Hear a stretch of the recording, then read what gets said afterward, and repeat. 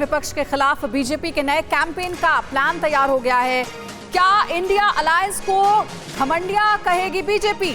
India alliance को घमंडिया कहने पर विचार, सांसदों से पीएम ने कहा उन्हें घमंडिया कहने के सुझाव आ रहे हैं। इंडिया को घमंडिया के तौर पर लेकर बीजेपी भविष्य में चला सकती है कैंपेन।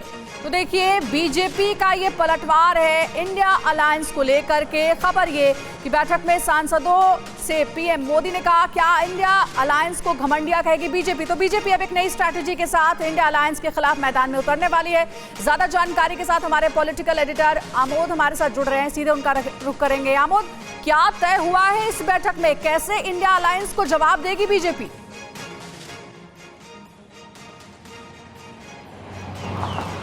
देखिए अंजलि, सबसे पहले मैं आपको बता दूं कि प्रधानमंत्री ने 2 दिन पहले जब बैठक ले रहे थे बीजेपी सांसदों की, तो उसमें उन्होंने ये जिक्र किया विपक्षी दलों का, और उसमें जिस तरह का अलायंस बना है इंडिया, उसका नाम दिया गया है, उस पर उन्होंने कहा कि उनको तमाम तरह के सुझाव मिल रहे हैं। और उन सुझावों में एक पत्र ऐसा भी आया जिसमें लिखा हुआ था कि इंडिया का नाम घमंडिया होना चाहिए, क्योंकि उसमें जितने नेता हैं वो कहीं ना कहीं एरोगेंस से भरे हुए लोग हैं, जिनका अपना परिवारवाद का इतिहास रहा है और जो अपने आप को देश से बड़ा समझते हैं, ऐसा प्रधानमंत्री ने उस बैठक में कहा था। अब बीजेपी इस पर आगे रणनीति बना रही है कि जल्द इस मुद्दे को लेकर एक कैंपेन चला सकती है। बीजेपी के तमाम प्रवक्ता और नेता आगे जब भी उस अलायंस का नाम लें तो उसमें घमंडिया शब्द का इस्तेमाल किया जा सके।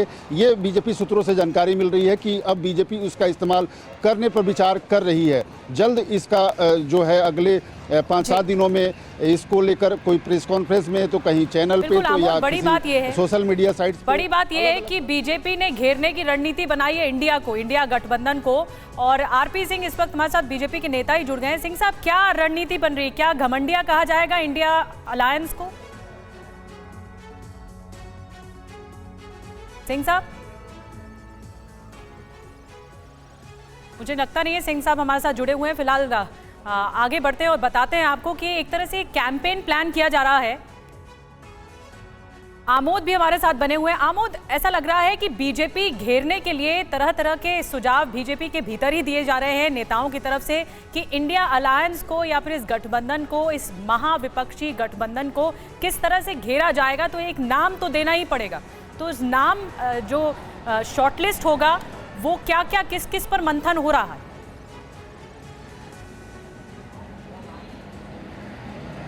देखिए, कई तरह से कई बार प्रधानमंत्री ने इंडिया अलायंस जब से बना है तब से लेकर अब तक इसको घेरने की कोशिश की है। और आपको याद हो कि प्रधानमंत्री ने जब बीजेपी सांसदों, एनडीए सांसदों की बैठक ली थी, उसमें पहले ही दिन उन्होंने कहा था कि यूपीए जो है उसने अपना एक नाम बदल लिया है और नाम बदल जाने से चरित्र नहीं बदल जाता, और इसके लिए बीजेपी के नेता उसको यूपीए के तौर पर ही लेंगे। जो उनका पुराना इतिहास है उसको देश की जनता भूल नहीं सकती है। ये प्रधानमंत्री ने पहली बैठक में एनडीए सांसदों की कही थी। और उसके बाद जो आखिरी बैठक हुई है 2 दिन पहले बिहार के सांसदों के साथ, उसमें जो लेटेस्ट नाम उसका आया है वो आया है कि इंडिया की जगह इसको घमंडिया के तौर पे लोगों का सुझाव है। उनको पत्र मिला प्रधानमंत्री को, ऐसा लिखा हुआ कि उस अलायंस का, उस गठबंधन का नाम इंडिया नहीं होना चाहिए।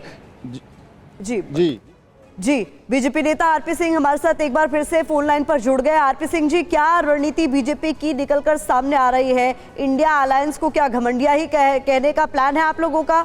इस पर कोई आगे आप लोग क्या तय कर रहे हैं?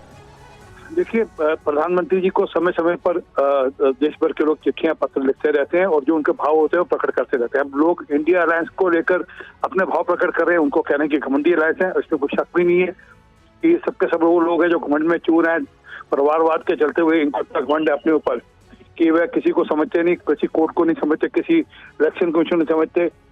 जब फैसले उनके खिलाफ जाते हैं या फैसले उनके अनुसार नहीं आते तो वह कहते हैं कि कोर्ट गलत है, अगर फैसला ठीक आ जाए तो ठीक है, नहीं तो कोर्ट को घुराते हैं, इलेक्शन कमीशन को घुराते हैं। तो ये सब लोग वही हैं जो गवर्नमेंट में चूर है, अपनी सत्ता के गवर्नमेंट में इतने चूर हैं। जैसे ममता बनर्जी अपनी सत्ता के गवर्नमेंट में इतना चूर है, अरविंद केजरीवाल बिल्कुल।